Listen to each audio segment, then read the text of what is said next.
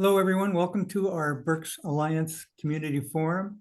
We're glad you could join us today on this, what we think is a very interesting and important and timely topic. I want to quickly introduce John Weidenhammer, who's the chair of the Berks Alliance, for some brief remarks, and then I'm going to come back and cover some ground rules that we're going to impose on you all for this session. John.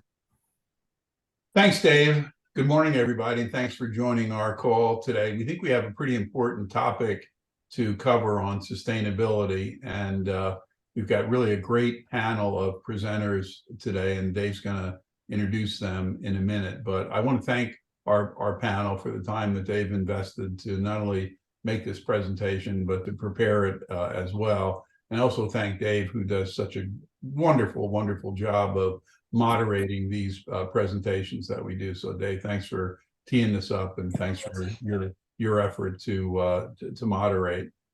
I just want to remind everybody that the Berks Alliance is a community development organization, and we're focused on improving the health, wealth, and education attainment of our community. And we're especially interested in bringing topics of kind of critical interest to our community. And I think, of course, you can tell me if I'm wrong about this, but I think we're doing a pretty good job of providing a variety of different kinds of programs. And we've got some really good ideas for 2024. So stay tuned for the content, the programming that we're gonna provide as we go forward in time.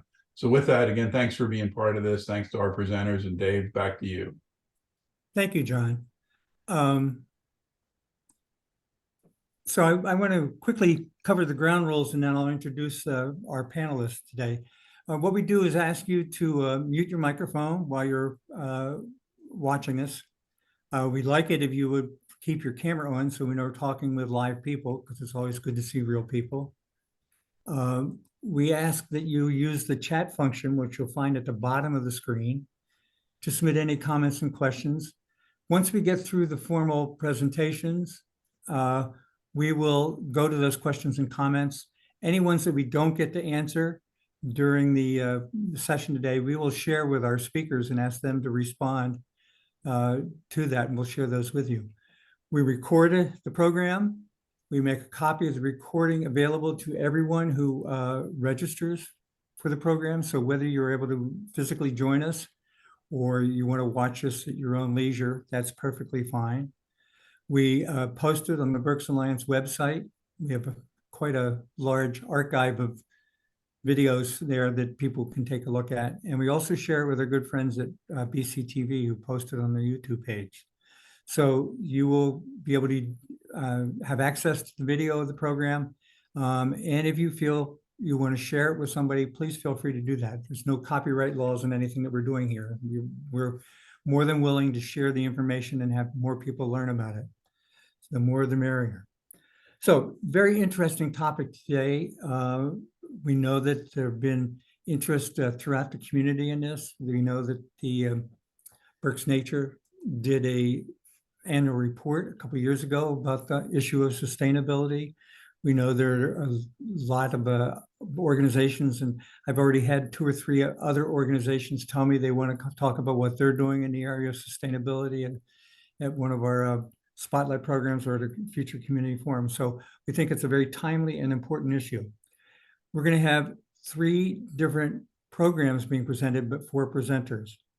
The first presenters are Bethany Ayers Fisher, who's a sustainability manager. I'm starting to mumble here. Sustainability manager for the city of Reading. And she will be joined by Kathy Curran-Myers, who's the chair of the Environmental Advisory Committee for the city.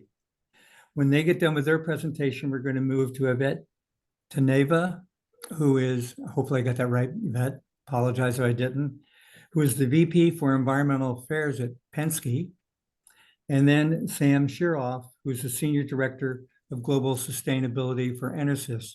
So we have 2 local large businesses that are focusing on the issues of sustainability as well. So with that, I'm going to turn it over to Bethany and Kathy to start. And we look forward to your presentations.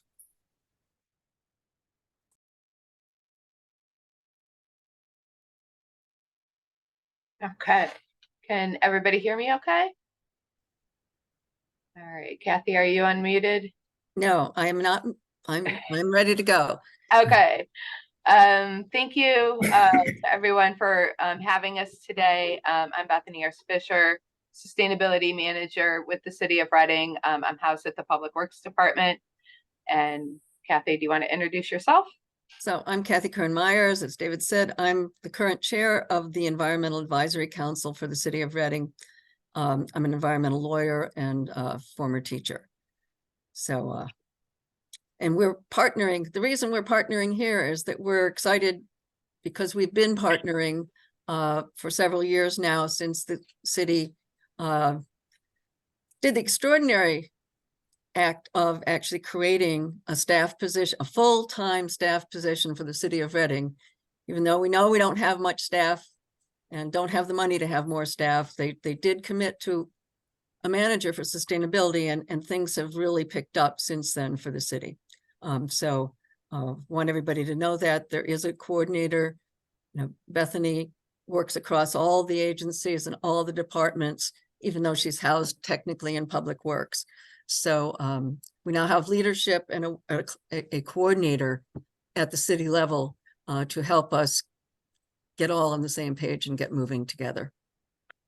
So I wanted to start this out just by reminding us all of some of the reasons and impacts we have right here in Reading. That is why we should care a lot about sustainability and about climate change that is making sustainability ever more difficult. So we've had flooding in recent memory. Next. We have a heat island effect. This lovely picture of kids playing in the fountain, one of the new fountains in the city is because they were dismissed from school because it was too hot to be safe for them to be in school. We know that we have air issues. We all experienced a lot of smoke. People with asthma or COPD couldn't go out. And while we're not on the top 100, look, Allentown, Philadelphia, and Harrisburg are all in the top 15 or so cities for having asthma on record among their residents. So we're probably in a similar boat. Next. And we even have to worry about our pets. The Animal Rescue League puts out a code blue or a code red. And if it's code red, you're not supposed to have your dog outside unsupervised because it's too hot for them. So we're the Environmental Advisory Council. That's our logo there. And this is how we relate to city government. The Environmental Advisory Councils were created by state law, and the state established that kind of an agency to be part of municipal functioning governments and allowed them the option to create one by ordinance. So we were created by ordinance in 2007 by the city of Reading, and our job is to work with city council and the administration on matters of environmental importance to the community. The relationship is circular because we connect with residents, we connect with city council, and we connect with administration staff. So we have the opportunity to be a bridge and both take messages from citizens about what they're concerned about to the city government and take projects and information and do outreach on things that the city is doing to our residents. So that we see as our principal role. Next slide. So we have roles as advisors. We have a role as a facilitator, trying to help conversations happen about important environmental issues and get community engagement. We're collaborators. Here is a Wacky Wednesday water fun event, and many groups, including us, were tabling and providing information about sustainability, about things the city is doing, to, promoting surveys to find out what people are concerned about, find out what they would like to have happen in their neighborhoods, and then serving as an advocate for the city and for residents and for environmental improvements and increased sustainability for all of our citizens. Next slide. So who we are specifically, you see me in the picture in a greenhouse. Sarah Carruthers-Bach is our vice chair and chairs our green infrastructure subcommittee. David Bean, is a local, was one of the original members of the EAC, the Environmental Advisory Council, and has been a past chair and is currently chairing our policy subcommittee. Bill Vitale, who's here with us today too, who's a member and chairs our communications committee. Ann Sellers is a member who is a local green infrastructure landscape architect. Stephen Thompson, who's a member and a former teacher and runs a local nonprofit organization in for his community. Jim Cole is with EnerSys and is a member, and he's a beekeeper too. So we're working on an ordinance with his expertise to sort out rules about beekeeping in the city. Shelley Smith is our beating heart and brain of the operation. She's the deputy clerk of the city, and they loan us to her to be our administrative helper and our basically archive of everything that's ever happened in the city. She knows who to talk to and where to go and what happened. And then Marcia Goldman-Hinnerschnitz from council is our council representative. She is leaving and we'll have a new one. We always have a council representative for our meetings. I mentioned subcommittees, and I want to make sort of a commercial advertisement and solicitation for people to join us. To be a member of the Environmental Advisory Council, you must be a city resident, so all of us are, or have a business in the city. But to be on our subcommittee, you don't have to be, and we really need more people on the subcommittees, because when we have extra folks, we can certainly get more done with volunteer help and more ideas and more experiences. Okay, next one. Next slide. Okay, so finally let's define what we're talking about anyway in terms of sustainability. Of course, sustainability is not a new idea. It's been around, especially in business and economics, for a long time, simply meaning that it's a test of the viability of a company for the long run, or the viability of an operational change for the long run. Not will it just fix the present problem, but what do we see happening later? It's the same concept that's incorporated in the Native American practice of making decisions based on their impact on the seventh generation, not you, not your kids, but the seventh generation, making you take the long view and really think about the impacts. So the formal definition is here for you: responsible stewardship of our resources so that we can meet today's needs without compromising the ability of future generations to meet their own needs. So it's about doing things in a way that makes things better and better, especially in the future. Next slide. So what do we need to have? So we need to have resilience if we're going to be sustainable, and if we're going to combat and live through and adapt to a changing world around us, which is very clear. So resilience is really our ability to prevent a short-term hazardous event from turning into a long-term community-wide disaster. We've had at least 3 fires on Mount Penn. They weren't like the California-sized ones, but had the wind been different and the humidity been different, we could have had that. And so certainly we had smoke both locally and from Canada. So we need to learn how to be more resilient and protect ourselves from those kinds of long-term public health problems. Next slide. This is the classic sort of diagram of the 3 pillars of sustainability. Sometimes people call them the 3 Ps: profit, people, and the planet. That's what's shown here. Sometimes they call them the 3 Es: environment, equity, and economy. And the point here is, I was a environmental lawyer, so I was all focused on the environment. And pretty soon becomes really clear that you can't have a good environment if you don't involve all the people and if it's not good for all the people. And you can't have a good environment if you don't have an effective, profitable economy. It all has, you need all three to get any of them. So we always need to keep that in mind. And next slide. So what did we start to, what have we been doing for the last 15 years?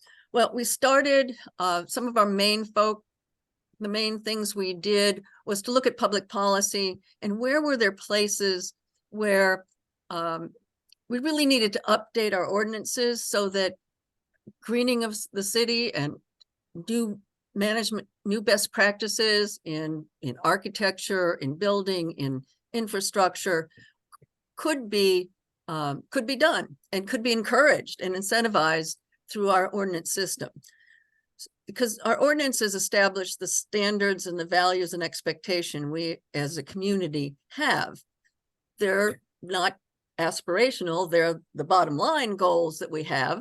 That's why they're in law. But we wanted to use them to encourage the adoption of clean and green practices.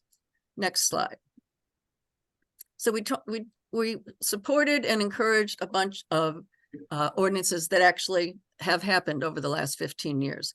We put in we helped develop a steep slope ordinance to limit the further development on steep slopes, riparian buffer ordinance to leave vegetated corridors along our water courses and protect our clean water and our drinking water from contamination and also respect the rights of people downstream to have clean water. We did yard waste rule clarifications. It turns out that a lot of Mount Penn, for example, especially near where we all live, in fact, near my home, have been invaded by invasive species of plants. And they came from our yard waste, picking it up and hauling it across the street and dumping it in the forest instead of putting in our wonderful municipal waste pickup system where all you have to do is put it in a paper bag on the curb and it gets picked up and taken to an appropriate place for composting. So we also have encouraged and participated in resolutions. As early as 2015, City Council adopted a clean energy plan resolution that was in response to then President Trump saying we're backing out of the Paris Agreement. And many municipalities, including ours, both the administration and council said, wait a minute, we're going to, even without national leadership, we're going to do what we can. We get this, we see this coming. We're going to do what we can on the local level to make ourselves more sustainable and to protect ourselves from the things that are happening already and are going to get worse with climate change. Reading for 100 was is a local group that was pushing for clean energy and an ordinance further committing to getting the city into alternative and clean energy sources, was adopted in 2019. And we had a zero waste goal setting and resolution in 2015 to reduce our waste and increase our recycling and provide more kinds of recycling for our residents. So a couple of them I'll just mention in detail so you see what kind of thing we're doing. The next slide. So one of the earliest ones we did was a rain barrel ordinance, the sort of concept that everybody can help. We can keep some of the clean water that comes from the sky clean, put it in a barrel instead of sending it out into the street to immediately grab up all the pollution from our cars and vehicles and trash and then send that directly as fast as possible to the Schuylkill River, where another 1 million people downstream will drink it. So we thought everybody can do a little bit and keep at least some of the water on their own property. So we put an ordinance, said, yeah, you can do this at your house. Everybody can. And some rules about it to make sure we protect the neighbors. But and then we did 4 workshops around the city in different city parks that had hands-on building of rain barrels. And we collaborated with the city, the Berks County Conservation District and others and Parks and Recreation to make those things happen. And I think also, yeah, Reading Community College also participated and helped us with some of those workshops. We did an alternative energy ordinance. It turns out that, you know, when you write ordinances before, there are things like wind turbines and solar panels. They have barriers in them to actually doing these things. So you want to remove those barriers and say, yes, it's a permitted accessory use in all of our zoning districts. So we have changed the zoning ordinances in the city of Reading so that you can put a solar panel on, and it's in any zone it's appropriate to do. Next slide. So what we're doing now and what we're moving toward is once we had a sustainability manager to work with, we were able to get much more into real problems happening in real time. So we sort of looked at the big picture, tried to make policies more sustainable and more incentivizing of sustainability practices and building and construction and things that people wanted to do. But we've thought we could be more useful in our education and outreach function if we got a little more active with community engagement. So I'm going to tell you a little story about the Bernhardt Park and how many different environmental and sustainability themes come together, and how we tried to participate in getting community engagement on this. So Bernhardt Park, as most of you know, is a city park, but it's surrounded by Muhlenberg Township and Laureldale. And it's kind of an odd situation where we have multi-municipal interests all in one park area. And it was dammed, the lake there that was about 25 acres was dammed up back in the 1700s. And it was a grist mill, and then it was water supply, and they kept building it bigger and putting another layer of brick or stone or clay on top. So we had this big dam with a big lake, and no one knows how it was built. And it was sort of built and rebuilt and rebuilt and rebuilt, and there were no real plans, and it wasn't safe. It was declared a high hazard dam because there are plenty of people downstream that if that dam went, would be flooded out all the way down to Carpenter. That's where the water goes. So it was beautiful. People liked having a pond there, but we really had to dewater it. And when we dewatered it, we had to think about what we wanted to do for the future. So people were very upset. Many people had grown up with the park. They walked by the park. They learned how to fish at the park when you used to be able to fish. And so there was a lot of controversy and concern. And there were lots of, as with everything, there's lots of misinformation about why we were taking the dam out and what was going to happen. So we held a public meeting with the city, but we helped to sponsor and do outreach for that on the Environmental Advisory Council. And we actually did two. We did one to explain about the dewatering, and then one to ask for input and to explain about the people, the cities, and in our view, that the best thing to be would be a natural restoration, not try and rebuild the dam. It just, there was a reason to have the dam there in the first place when we didn't have electric power. There was a reason when we didn't have a good water supply. There is no good reason to mess up that watershed and have a big lake waiting to flood people out. So instead, we wanted to suggest perhaps people could think about sort of the Angelica Park approach, where there used to be a lake and Mother Nature blew that dam out catastrophically. And they put in a fabulous watershed restoration system that both takes our stormwater and puts it back into trees and land, creates habitat, creates educational opportunities, and is the home for Berks nature and its setting. So we're thinking we could do something like that. It wouldn't have to be exactly the same, but we could do something like that. So what happens next? Next slide. After we had everybody thinking about it, EPA comes in and they're still working.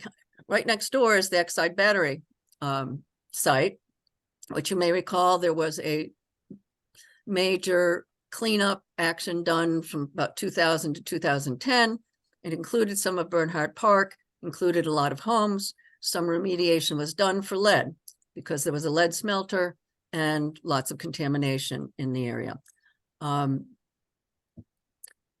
So we're envisioning a natural restoration, but we need to make sure that we don't have high lead levels in the park area.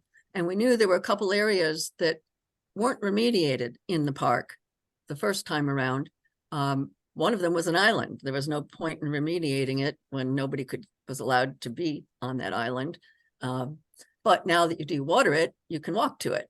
Kids will. So we wanted to make sure we were included in, that the park was included in the EPA's evaluation. What happened next was EPA had some bankruptcy money from the Exide bankruptcy and decided that a larger site should really be examined and investigated and monitored. So they made a mile radius around the original site, not the site itself, but the area around it is now being declared proposed for a Superfund site. So what we at the EAC did was participate in the public meeting that EPA held, learn about it, let them know that we would want to have a citizen advisory council, which EPA will pay for and help us set up, especially when we have 3 municipalities who are going to be concerned about what the findings are about lead levels, what the recommendations are, who should get tested, how they can get tested free from EPA and the Superfund site. So all of that kind of thing is the kind of thing that we're doing because it comes together. The next slide, please. And the other issue here is, of course, environmental justice. So EPA is continuing to reduce the levels of lead that are considered safe, and they're going to go down again next year with proposed regulations that are out pending. And we have plenty of exposures to lead because of our old housing, that any housing before 1970 is likely to have lead paint sources. And when you remodel or just through wear and tear, that releases lead and makes exposures. So our children have already had more exposure to lead than most kids. And so we really can't afford more. So that's where we're making sure that EPA connects the dots, that it's not just a cookie cutter community, it's our community. And we have environmental justice concerns from the past that urban areas tend to have. Next slide. So we expressed the desire both in public, and we submitted a formal public comment on behalf of the city, the EAC did, and said we wanted that the whole area and the area downstream where stormwater goes to be part of the new Superfund site, because we can't afford further exposures to pollution, smog, and smoke in our vulnerable community. So they need to look comprehensively, which they committed to do, at all of the historic and present exposures that we have. Next slide. Okay, so back to the clean energy plan that we mentioned. This is a 2015. The city of Reading requests that the Pennsylvania Department of Environmental Protection work with US EPA to develop plans to reduce carbon pollution from Pennsylvania's power plants to exceed its clean power target, and that maximizes its potential energy for renewable energy and energy efficiency. So that was an early start in reaction to what was happening in 2015. And I'd like to turn it over now for Bethany to take the lead because the city is developing a sustainability plan that takes the clean action plan, goes and adds the clean energy plan and moves it to the next level to be a comprehensive plan. So Thank you, Bethany. Kathy. And thank you for all of your hard work with the EAC, and thank you to all of the past and current EAC members who have gotten us to this point. So the climate action plans work to mitigate impacts by reducing emissions and work to adapt to current impacts and changing conditions. The Pennsylvania DEP has started doing them, I believe, back in 2004. They are updated every 3 years. It's just the path forward for us to mitigate and adapt. So at Public Works and the administration, and this is not everybody who's all the people who are working on these issues, just some of them. Bill Heim is our managing director. Jamar Kelly is our finance director. So they're in charge of approvals, of programs, policies, grant applications, all of those kinds of things. And then my colleagues over at Public Works include Kyle Zaber, Steve Harity, Bill Riley, Carlos Torres, Scott Bachman, Deb Hogue, Tim Kroll, and many others who are also working on these types of projects, but then also with our friends over at Community Development, also working to help implement on the other side of the city. At Public Works, we are the stewards of the city's built and natural infrastructure. So we are very infrastructure focused, but I get to work on both sides of the coin. And so Reading has really worked to become a model of sustainability municipal planning. My previous colleagues, include Nicole Judge, who now is at Penske and is on the call. Hi, Nicole. And also Kevin Lugo, and then many others before him. But with the starting in 2019, Pennsylvania DEP, which is Department of Environmental Protection, launched the LCAP program, which is Local Climate Action Plans. And we were part of the first cohort. And what that year-long process does is it partners municipalities with a college class to help do greenhouse gas inventories, pollution inventories, and energy usage inventories. In addition, we've also been a member of PEW2, which is the Pennsylvania Partnership for Energy Efficiency and Wastewater. So leave it to our wastewater friends. We do love a good pun and acronym. And then we're continuing to receive technical assistance from DEP and EPA, as well as DOT. And so we have been drafting a climate action plan for Reading. It is the Climate Resiliency and Sustainable Development Plan. And we've been working for several years on this, doing workshops, participation in events around the city, even Wacky Water Wednesdays, going out to talk to kids and parents, of course, Earth Day Berks, and then even film festival, documentaries, and library book clubs, just to see where people are at, what their needs are, what kinds of things are they interested in. These are living documents, and so we will be constantly implementing and revising. And we have started implementing some of the prioritized projects within the plan. This year, we have held 4 community workshops to assess residential needs and priorities. And they are living documents. And so we will be updating this draft plan to reflect the identified priorities, new resources, and expect to submit to council in early 2024 for formal adoption. And so for our energy use assessment, this came out of our 2021 climate action plan update. And this is with DEP, Penn State, and then ICLEI, which is the International Council of Local Governments. So this is what ours looks like. Reading is very unique, where we have a very large industrial component because we have some very large manufacturers who are here in Reading. The good news is they are also working on these things.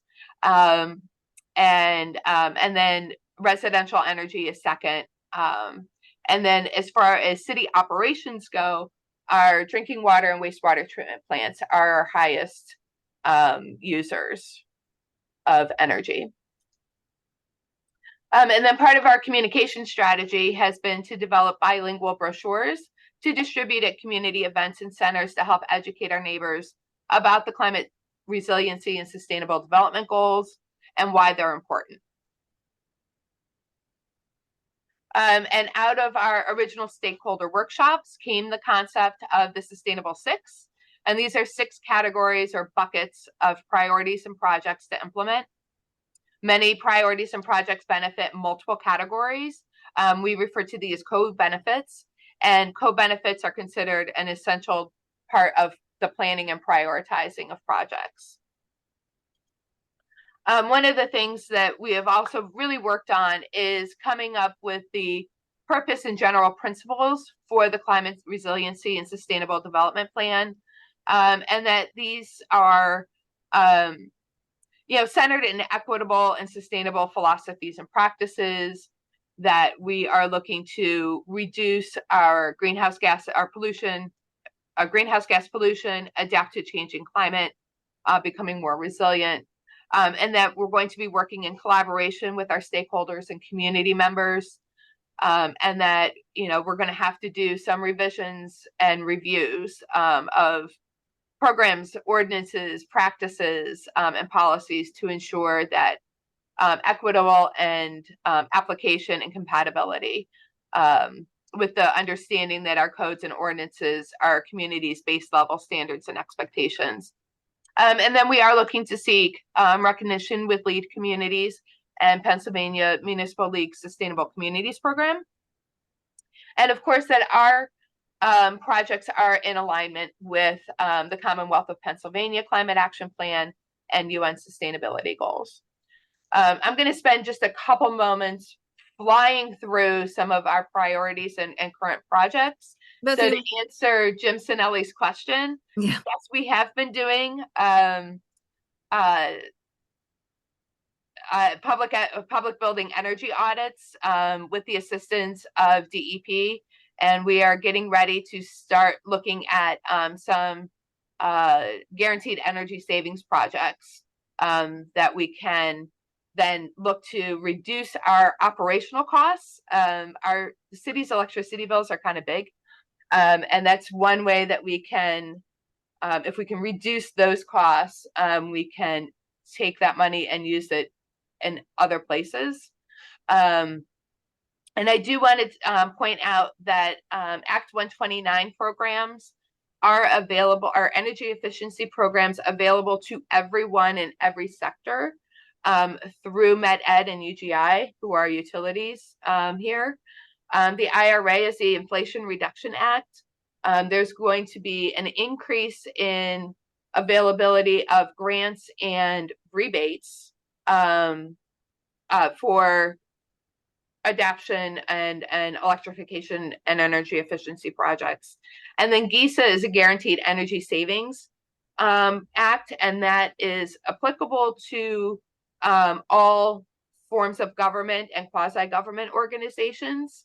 And then there's also programs that are set up specifically for residential and businesses. And if anybody has any questions on those, I have contact information at the end. I'm happy to share them. And we have we've set a couple years ago an internal goal of concentrating on fossil fuel free energy. Much of the grid in Pennsylvania is powered by nuclear. And so we're not at 100% renewable yet, but we do have that fossil fuel free energy. One of the things that we're going to be looking at starting in 2024 is replacing our smaller buildings in the city of city-owned properties that still have oil heat and over to heat pumps. And then we have purchased renewable energy credits to help reduce our fossil fuel footprint as well. Waste priorities and projects. The zero landfill waste by 2050 is the ultimate goal. but making sure that we have efficient, convenient, and affordable collection services, pollution prevention, and reduction of historical waste, clean and healthy city environment. That's our ultimate goal. And making sure that we're increasing access to recycling and special collections for all of our residents, but especially for our small businesses. Bethany, your reboot message has shown up. Oh, no. Hang on 1 second. It's not showing up. It's not showing up on my screen. Oh, it just disappeared. It just disappeared. It just disappeared. Okay. Let's go back up here. Okay. Can we see things again? Okay. Yes. Yes. Good. Alrighty. And then I'm a water gal by training and heart. And so water issues have traditionally been really important to me. And so these are some of the things that we're looking at for our water system priorities, and making sure that we're making our water infrastructure as resilient and operationally lean as possible, like as far as like the operational costs. And part of that, we joined the Pew 2 program with DEP Energy Office. It was a peer-to-peer with 8 other wastewater treatment plants in the area. And it was training and technical assistance. Didn't cost the city anything. And Heather Cowley at DEP Energy Office was our facilitator, and it was really helpful. And so we were able to use the project to identify future projects that will increase the quality of the product, staff and community safety, and downriver conditions, while at the same time reducing pollutants and operational and energy costs. And it's also helped us to identify or tune the new treatment plant upgrades, so that way they are more efficient. And also helped us to identify where our know or go point is with projects down at the wastewater treatment plant. And that the biggest point for everybody was that the quality of the output at the plant must be improved regardless of any savings potential. So basically, we're not going to implement something that's going to reduce the quality of the water that we're discharging into the river. Mobility priorities and projects. This includes everything from walkability, bikeability, and vehicles. So one of the big things that the Alliance has been working on is point number 3 is inner city train service. And we are all excited to make that happen for Reading again. And then public health and quality of life priorities. None of this is going to work unless our quality of life is improved. So looking at other areas that are related, so that they're mainly co-benefits, but we want to make sure that we're having an impact as we're doing the energy efficiency and transportation projects, that they're improving public health and quality of life. And then our community and economic development priorities, everything from updating the city's comprehensive plan to making sure that we're supporting clean energy and environmental stewardship jobs and training, making sure that our neighbors know what's out there and what's available to them, and developing strategic plans with residents as we're looking to make improvements to our city. Okay, I'm going to turn it back over to Kathy to talk about the current EAC things. Okay, so I mentioned getting Bethany on, had us refocus on more collaborative and more neighborhood-based, hands-on kinds of things. So our current sustainability initiatives are to support what the city is doing on climate change and getting a climate action plan, promoting green infrastructure, both green energy use in the city and green stormwater, which infrastructure, by which we mean using the land, the trees and plants to create landscapes and streetscapes that are going to actually manage the stormwater instead of just building a bigger pipe and eternally building bigger pipes to carry the more of the water, to get it out faster and faster and just wreak havoc while doing so. And thirdly, green wellness spaces, collaborating with conservation district and local organizations, things like the recent development of Lucky Lane, just a small in-neighborhood row house sized park and garden area with trees and shade that everybody can use. We need more of that kind of thing going on. I'm going to just flip through really quickly these because I want to get out, make sure we get on to. So you can look at them at your leisure. We want to look at codes to make sure there are no further impediments. We want to map the existing rain gardens and green roofs and porous pavement that we've got in the city, put up signs so people notice them, and create an inventory and a virtual tour on the website. Next slide.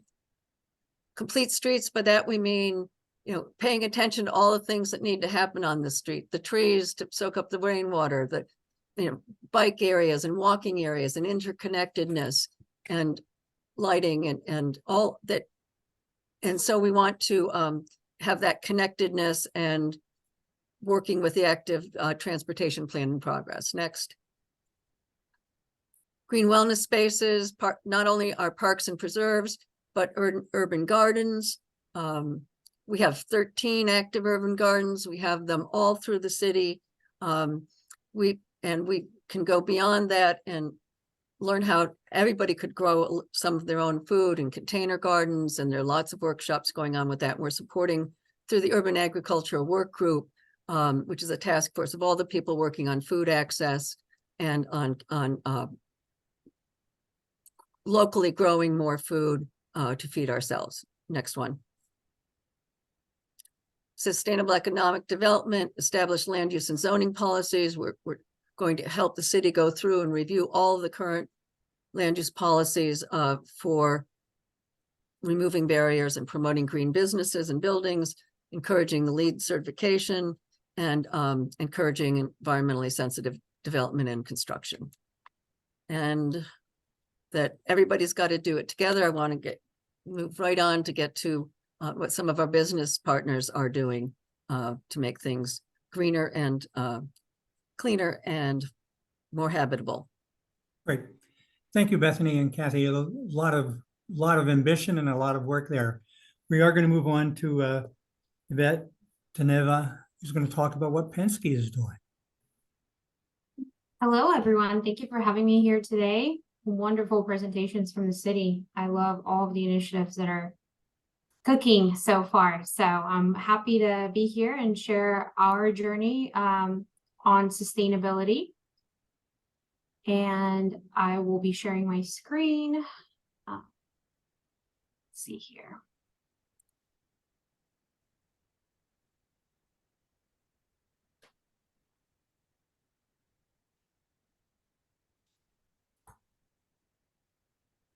Can you see my screen now? Yep, it's just coming up. Perfect. All right. Okay, great. And I'm Yvette Teneva, VP of Environmental Affairs. I lead the team for PTS here in Reading, Pennsylvania. As probably a lot of you know, Penske Logistics and PTL in general is based here in Reading, Pennsylvania. So we're happy to be part of the community. I just wanted to give a quick overview of our footprint as a company, or Penske at a glance.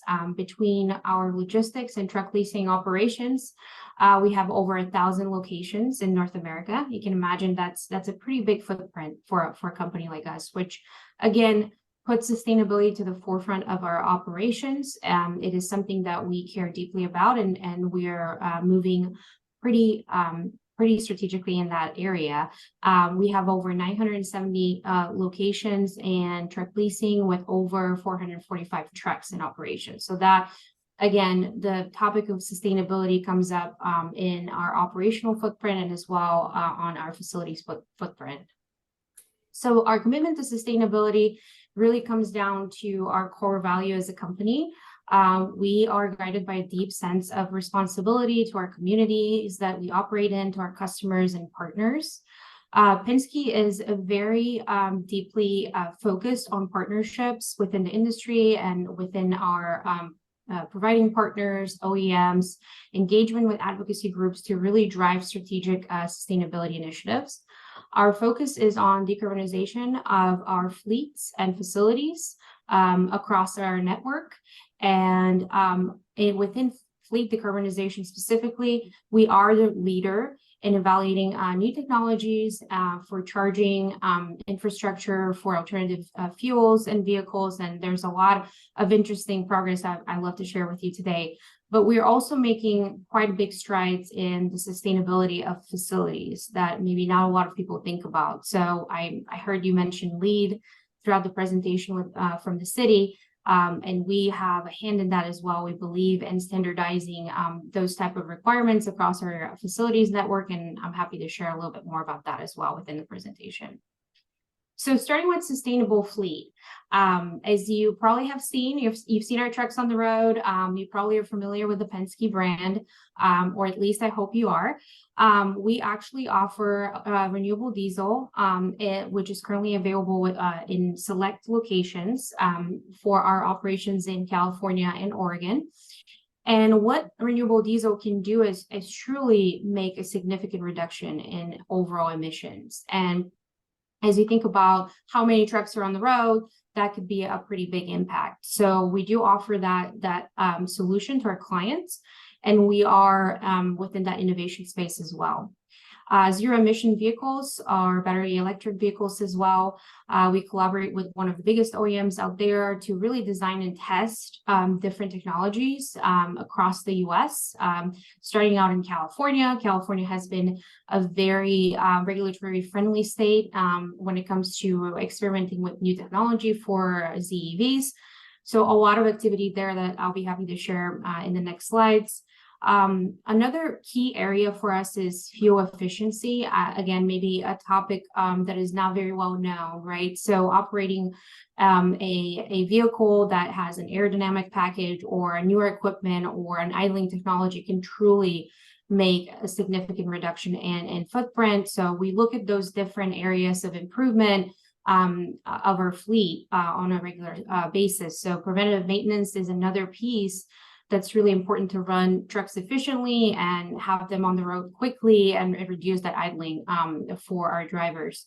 Operational efficiency is another area of focus. How do we make sure that our routes are optimized, that goods can get safely from point A to B, but also that we're not wasting fuel and of course causing more harm in the environment. So that is a big piece of what we look at from a data analytics perspective. Driver training is extremely important. Our drivers are very excited to be in alternative fuel vehicles.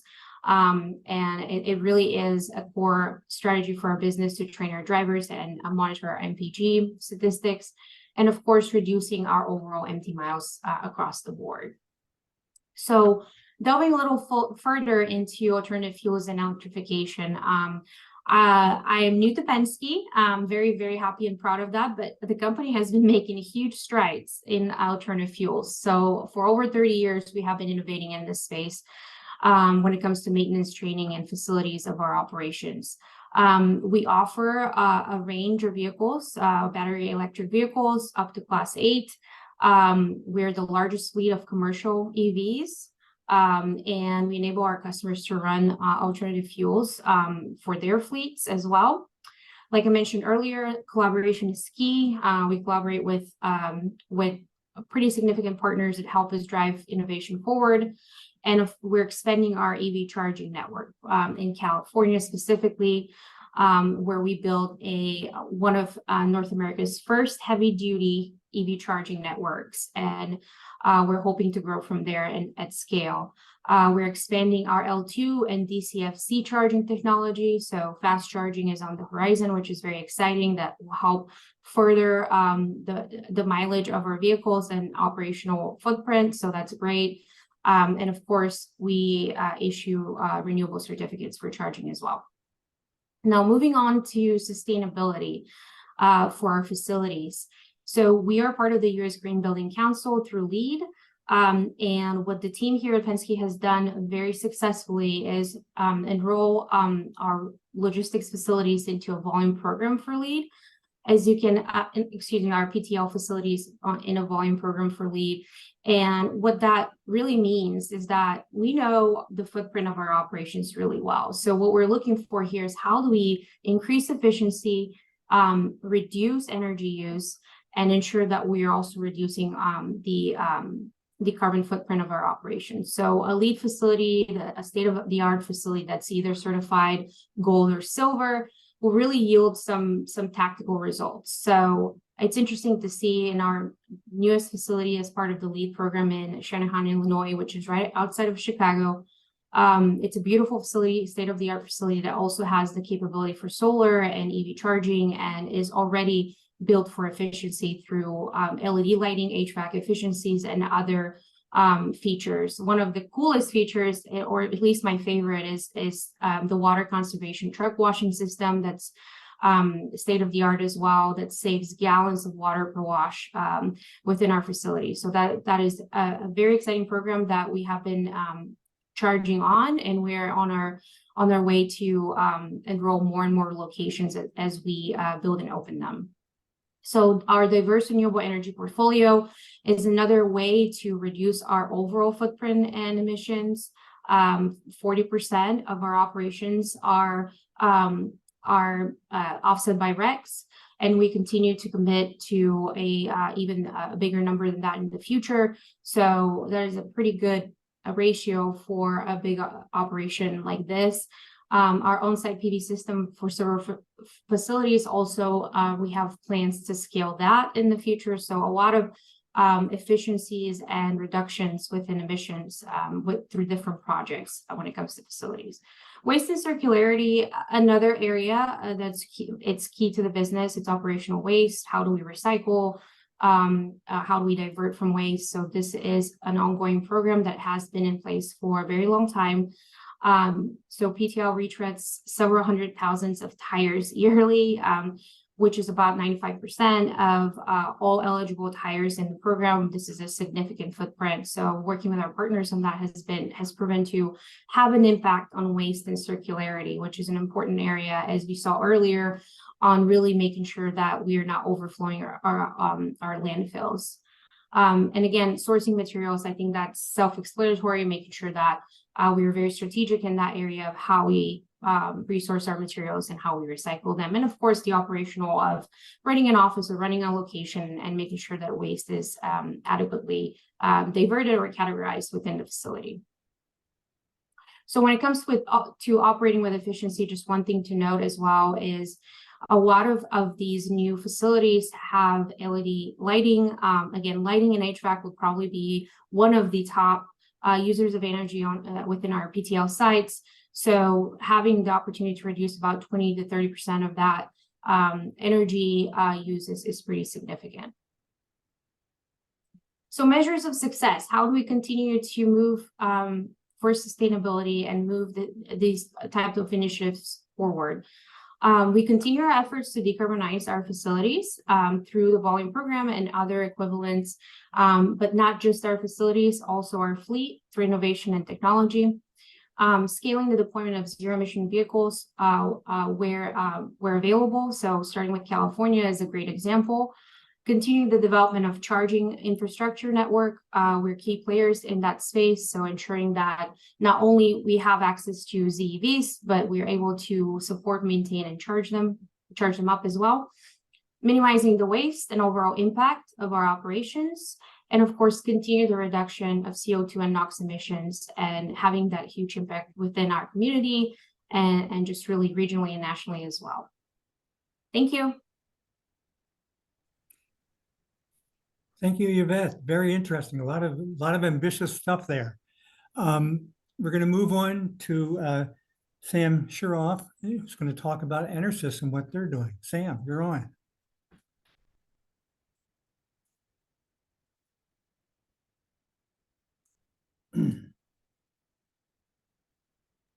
All right. I didn't unmute before I shared. Here we go.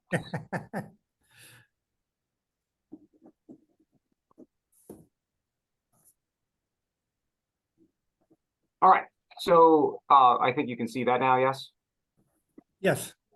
Well, thanks for the opportunity to speak today, everyone.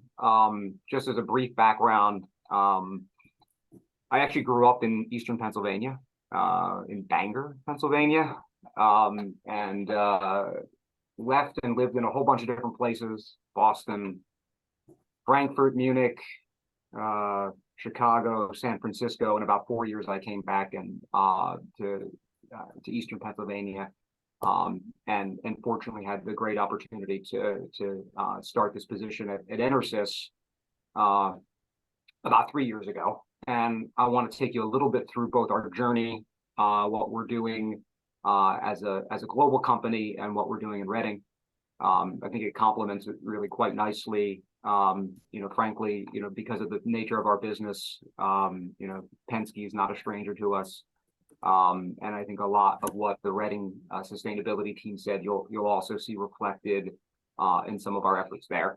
But I like to start out with like this. So, normally this works better in front of an audience, but although it's very sustainable for us to be virtual, what city is this, right? And maybe some of you know, and maybe some of you don't, because you're seeing these snow-capped mountains.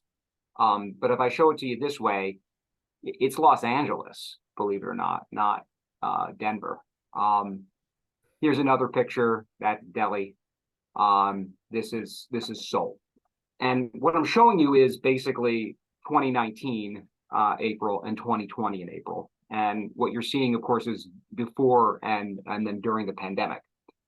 I'm not showing you that because I had thought that the pandemic was good. I'm showing you that because it's what it is that we could have. We talked about asthma for people and for dogs. I mean, and you don't see this in Reading, right? That vast contrast, but it's still there. And that's primarily a result of burning fossil fuels. We're also talking about this topic of sustainability. There's the other term is ESG, environmental social governance. Sometimes you'll see corporate social responsibility. 50 years ago, and this is a bit of a misnomer because it's not exactly what Milton Friedman said, but realistically, it's been distilled down to the business of businesses' profits, and everything else is aside from that. 50 years later, the CEOs of America's largest companies basically said, no, wait a second, we need to think a little bit beyond that.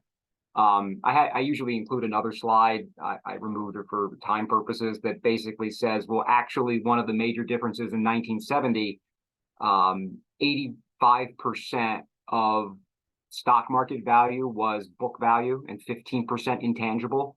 And in the interim, that's flipped, right? So actually, the value we create isn't really even tangible value. And even for a company like EnerSys, where we have factories and we build heavy batteries, it's still something like 80% of our stock market value is intangible value. And that's about our people, that's about our communities, that's about our intellectual property. And that is really what we're talking about from a corporate sustainability standpoint. But we also live in the community, right? We live in all of the communities where we work. EnerSys has 180 locations, about 11,000 employees. We do about $4 billion in business in the world. And we really see ourselves as climate tech, right? And that's a bit of a change, right? We've been around for quite some time. We're an industrial manufacturer, but we make energy storage and services. And what's important to understand is two things. One, energy storage is the key to the decarbonization of our grid, and electrification is the key to decarbonization of our economy. So we're in all of these things. And I would add, they make human lives better, and apparently pets as well. I don't want to miss our pets. So they make people's lives better in a really tangible way. And that's kind of the transformation we are also making from a mindset perspective at EnerSys. Of course, if you're going to talk the talk, you got to walk the walk.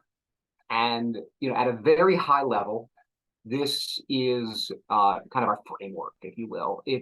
I actually inherited the tagline, powering the future everywhere for everyone. But I mean, think about what that really means, right? That's renewables in the Amazon. It is an ocular device that helps a child hear for the first time. We're on satellites, the Parker Solar Probe, the James Webb Space Telescope, and of course, forklifts that you'll find in almost any big box store that ensure that people aren't using fossil fuels instead of that. And so we talk about it, people, planet, profit, you know, powering our environment, powering our society. But it's how we like to see it. We have an area of focus, and this intentionally uses financial language. That's where the sustainability world, the corporate sustainability world is going, which is to bring out the language that the chief financial officer understands. And so these are our, what we call material issues. I'm not going to go through them. I think they're fairly clear and obvious. I might point out that talent attraction and retention is really top of mind. We're competing for some of the world's best engineers and managers. And realistically, younger generations don't just want to earn a paycheck. They do, but they also want to feel like they're making a positive difference. And the way a company acts, behaves, its mission, its vision, and its core values play a really strong role in that. So this is an overview of our journey. Without knowing the audience, you know, if you looked at a classic step-by-step, what is it you're supposed to do? This is it, right? I don't want to go through each and every component of this. One of the things I think, though, I do want to point out I was particularly proud of, and I'll talk about it a little, is like, without trying, right? We didn't set out to be a leader. We just did the things that we thought were right. And we ended up being recognized for that. I have a slide specifically on that. And I'm also going to talk about our one of the largest solar arrays in Pennsylvania, definitely the largest one in the county. We were sure to make sure ours was bigger than, let's say, the competitors who was next largest. But anyway, you know, it starts with goals. These are our energy, water, social component, ensuring that we're supporting the growth in the percentage of underrepresented groups, whether that's women, from a multicultural percentage, and wanting to be recognized that from externally. Really top of mind, of course, is carbon, our footprint from a climate perspective. As I mentioned, if we see ourselves as climate tech, we really feel the need to make sure that we're having the right impact.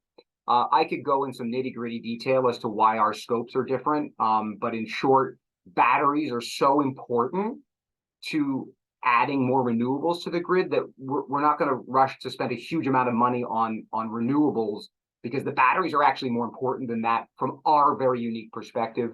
You know, for those who are struggling with some of these, we all use all these abbreviations. I like to cover it like this, because I talk to my executives on a pretty consistent basis, and our internal education is important. Scope 1, 2, and 3, right? All these things and all these, look, scope 1 is stuff you burn, right? Everybody has this. It's stuff you burn. If you're a private person, it's your car. If you have a natural gas or oil heating, it's that too. Maybe, I don't know, coal-fired heating as well. That's stuff you burn. Scope 2, stuff your utility burns. Basically, if we're using a lot of nuclear, that's not it. If we're burning coal for power plants, if we're burning gas, that's what causes the emissions in the grid. Everything else is pretty low or zero. And everything else is stuff that's burned in our value chain. What I like to say is that we all stop burning stuff, we're in a pretty good spot from a climate perspective. And that's what we like to work towards. So what are our results been on those goals? So we had set a 25% energy intensity goal. You know, by 2030, we're already at 17%. I'm not surprised, right? We're making progress on our female leadership. We're making pretty decent progress on water. Although let me point out, we don't focus on saving water in wet places. We focus on saving water in dry places. Because unlike the carbon dioxide issue, saving water in a wet place doesn't help the dry place. So our plants in Mexico and in California and in China are more important from a water perspective, but nevertheless, that's top of mind. But I'm particularly proud of what we've achieved from a climate perspective. We grew our business from year on year, and we drove our emissions down in an absolute way. It's not as a percentage, we actually reduced our emissions, and that top line gas goal, that scope 1, is down almost 8% year on year, and almost a quarter. We burn a quarter less gas than we did just a couple years ago. And guess what? You know what people really love to hear? Yeah, Sam, great. You saved some gas. Wait, no, it saved $3 million, right? This isn't that negative trade-off. We will get to the point where it gets more expensive, but right now we're making more money as we identify these things. And frankly, it's like your own house. If you change out the LED light bulbs, you're going to save money on your electric bill. Anyway, I'm going to go a little faster here. We started all this a couple years ago. We started to break away from our competition, right? We started to get recognized for this. This is one of those other rankings. We're trying to drive them up. I'm not teaching to the test here, but at the end of the day, doing the right things gets recognized. This is something that our customers ask for, a so-called EcoVadis score, which we're driving up. Better hit the right button. And then lastly on this slide, we were named one of America's most responsible companies. We're in the Russell 2000. This is out of 500. So, we're really tough there. What I saw was that we're better than Winnebago, but not as good as Harley Davidson. So I got to beat Harley this year. But we'll see what we can do. In a very practical way, if you change from a propane or a hydrogen forklift, and hydrogen, by the way, people tell you it's green, 95% of it comes from fossil fuel, so it's not that green. And you switch to an electric, you save a very significant amount of carbon dioxide. That much said, we have older types of batteries, these so-called flooded batteries, and we have a more advanced type of lead battery, which is thin plate pure lead, and it saves you 20% more on electric, and that means it's 20% carbon less intensive. And if you move to lithium ion, it's 30%. Plus that lithium ion battery lasts 3 times as long, so you don't need to do the batteries. But by the way, it's all recyclable. Lead is actually the most recycled, lead batteries are the most recycled product, full stop, more than anything else. 99.6% of all lead batteries are recycled. And by the way, the 0.4, like the ones that are in abandoned cars or in your garage somewhere, if you have one in your garage, you'll get money for it, so bring it back. And it's 99% recyclable. So these batteries become batteries again. It's a wonderful circular economy. Something although I've been in the sustainability space for 25 years, I didn't know that myself. Always an example of California, building on a vet. There's, so we help the customer in California. They didn't even know it, but we saved them 1,000 metric tons. At the end of the day, as much as our own operations are important, our products are the things that really make a difference from a climate perspective. And that's, we're really proud of this. I'll make a little plug for our website. If you want to read about more what we're doing, just go there and you can read stories we're sharing. We also have a people powering sustainability component if you want to read about what we're doing in Reading and beyond. And then finally, I think, or almost finally, I think people on the call would be particularly interested. So like I said, we're building, I know one of our competitors also in the county has an array, but ours is a little bit bigger, more than a little bit. And we're going to be building a 5 megawatt sun tracking solar array on our property. It's one of the largest corporate arrays in Pennsylvania, and will cover 50% of our campus. It will be connected to battery storage, which is, of course, makes a lot of sense since we're a battery company. And ultimately, the benefit, and he's like, well, what's in it for us? It actually does improve the reliability of the grid, and it reduces the carbon footprint of the local grid for that smaller percentage of fossil fuels. So we're pretty proud of that. Fingers crossed it happens in August. But we certainly will be making a little bit of noise because we're quite proud of it. And there's a real low level of visibility. We've communicated with the community, given them an opportunity to express their concerns, made sure that there's absolutely no major impact on anybody, and really is a large self-contained on our property. And in harmony with the with the local environment. And then what do we do? Look, got to walk the walk, to talk the talk. I've taken the company to, I think, a certain extent, going from that idea, let's just deal with the regulatory issues, and realize it's really an opportunity for us. We have over 10,000 customers, and they're the ones who are really driving this. And it's not about big leaps. It's about every day a little bit better and a little bit more. So appreciate the opportunity to speak here today, and I will stop sharing my screen. Great. Thank you, Sam. It's really great presentations, a lot of information. It's frankly nice to see businesses competing with each other over who's going to be more sustainable. So that's an encouraging sort of thing. We did have a few questions, and I've got a couple others. One of the questions was, what are the biggest challenges that you're facing as you try to address this issue of sustainability? I'm going to start with you, Sam, and we'll go backwards through our presenters. Yeah, I think there's the dealing with the couple things. First of all, what people think they know, what the often hard to tackle complexity of this nomenclature, like these abbreviations we have, the desire to move fast because we feel that there's a real necessity to do so, but also knowing that sometimes going slow gets you there faster. And I think that's that expectation setting, and is ultimately the largest challenge. And I might be able to convince the senior people to do something, but anybody who's worked in a company knows that's only step one. You really have to get it throughout the organization, and that takes time and patience. And my favorite thing to tell my team is, the second you're tired of saying something is the first time anybody's heard it. Yep. So a challenge of changing culture. Mhm. Yvette, what about Penske? Yeah, that's a great question. I think it's always on the table. What are the challenges, right? And what I wanted to focus on is maybe the industry as a whole. For fleet operators, managers, and even OEMs is, kind of leading the way to innovation and technology, especially, talking about EVs or ZEVs. You have to have charging accessibility. So I would say accessibility is an understanding that network of accessibility, what it looks like today, what it needs to be in the future is I think one of the biggest challenges of our industry towards electrification.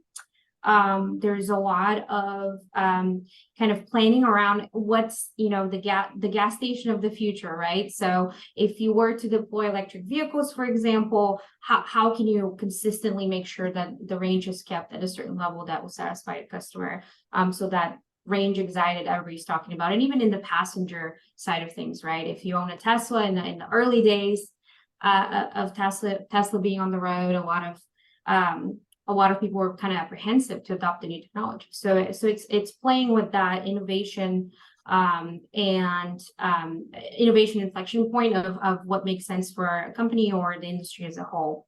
I would say another area is alternative technology, not only adoption, but are we moving fast enough? Tech is advancing every year, across the industry. So how can we make sure that we have access to what can serve our customers in the best way? Of course, what Sam touched upon, and I think it was the theme earlier, how do we make sure we have this buy-in on sustainability? It's a constant topic of discussion, I think, now with big companies jumping on I wouldn't say a trend, right? Jumping on the movement. It's really important to have the right strategies in place to forward your goals. So having that dedicated team, having that dedicated resource and capability to really advance your goals is important, and buy-in comes with that. And lastly, I think sustainability has always been looked at as what's the cost of sustainability? Do we have to do it?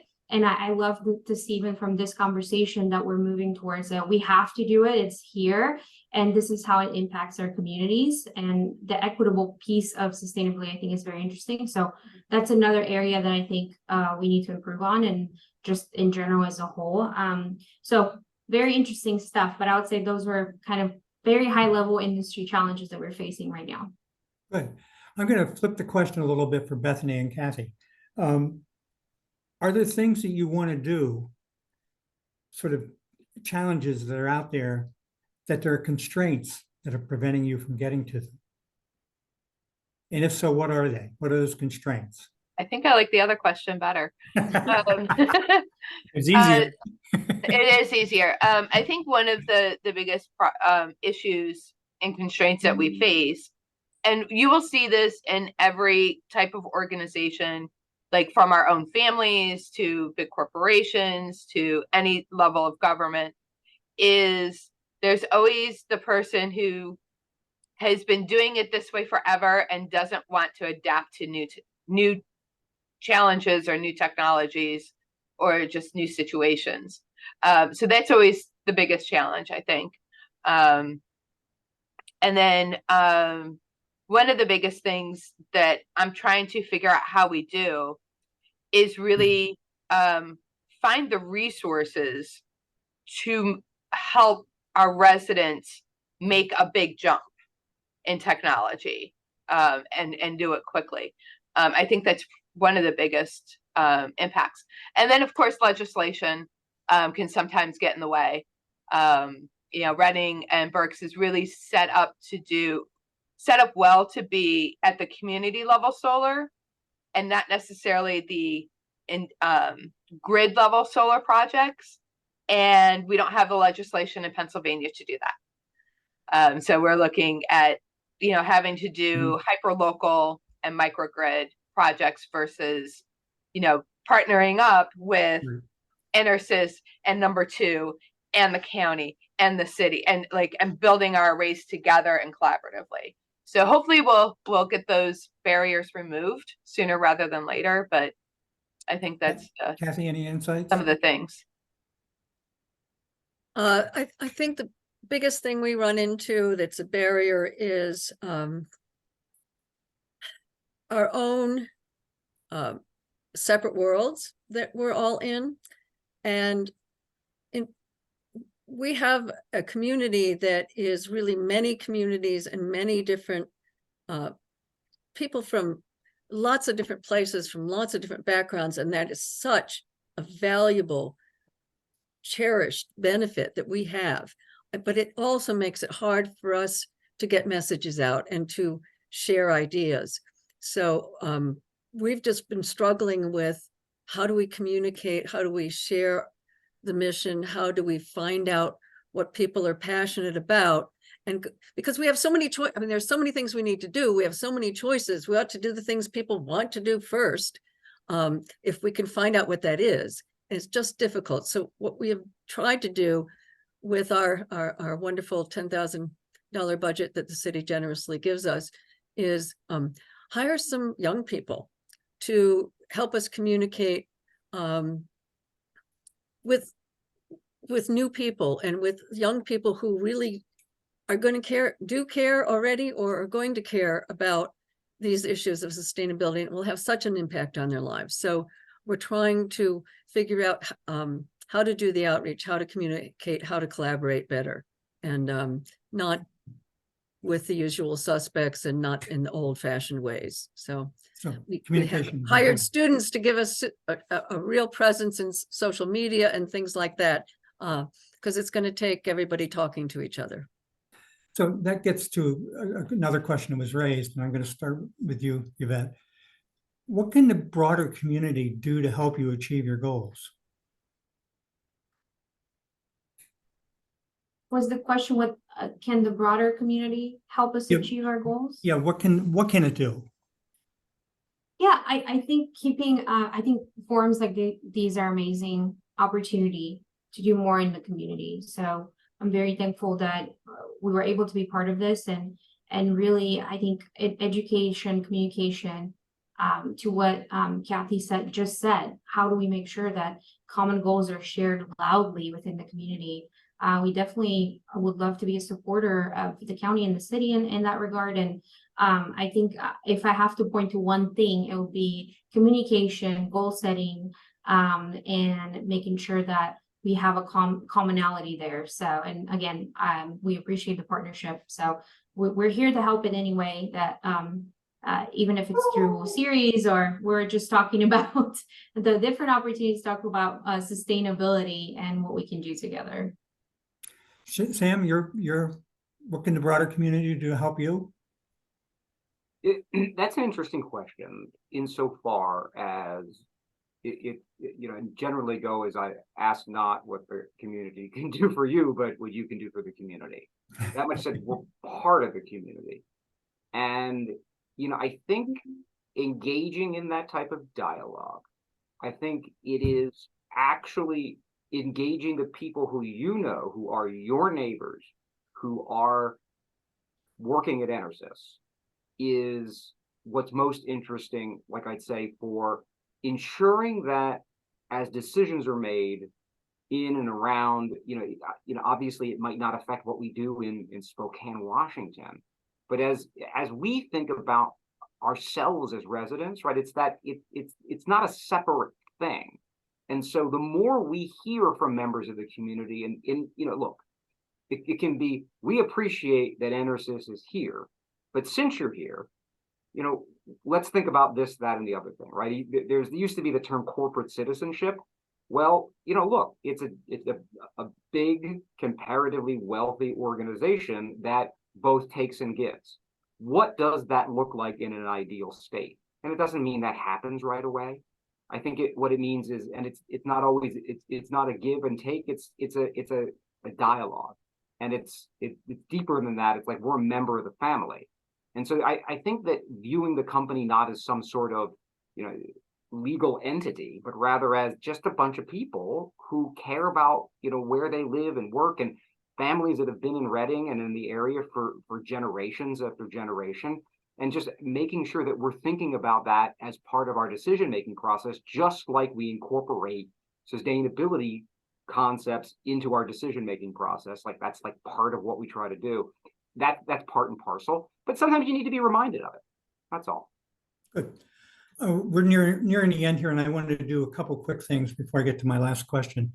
One of the people still with us is Bill Vitale, who is responsible for several of the major LEEDs buildings in Berks County that have been models. Bill, I don't know if you want to say anything.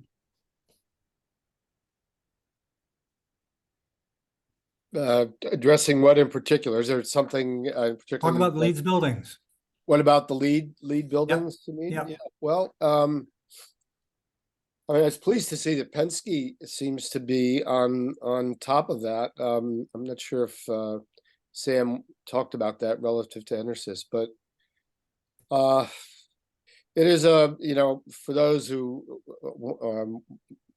are in a position that they could have their entity or company go in that direction. It is a great sort of design tool for figuring out how to do this. The LEED rating system lays out many options, and it's been tweaked over the years so that climate change and energy have now become much more important in terms of where the points are awarded. The people said, well, you could still have an energy hog and get a LEED certification.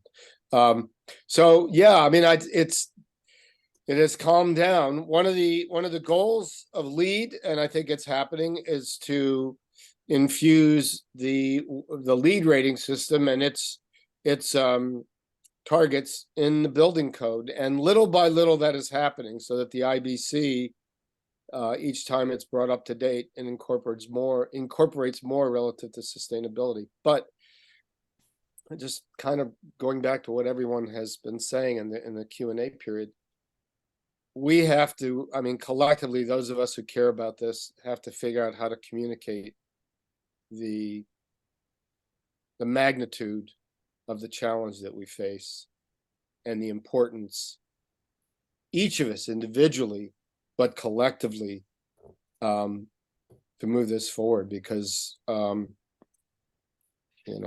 Sam had a few things. I mean, those are very striking photos. We are, we're in a very, very dangerous trajectory here, and we're doing a lot of great things, and that's helpful. But more people have to be educated on this. I mean, I would guess that most of the residents of Reading, this is not something they think about. They may even say that they care about climate change, but don't really know what it is they can do in their personal lives. And resources is a big part of it. So it's education, but finding the resources where, I don't know, but I think as a nation, we just have to do it.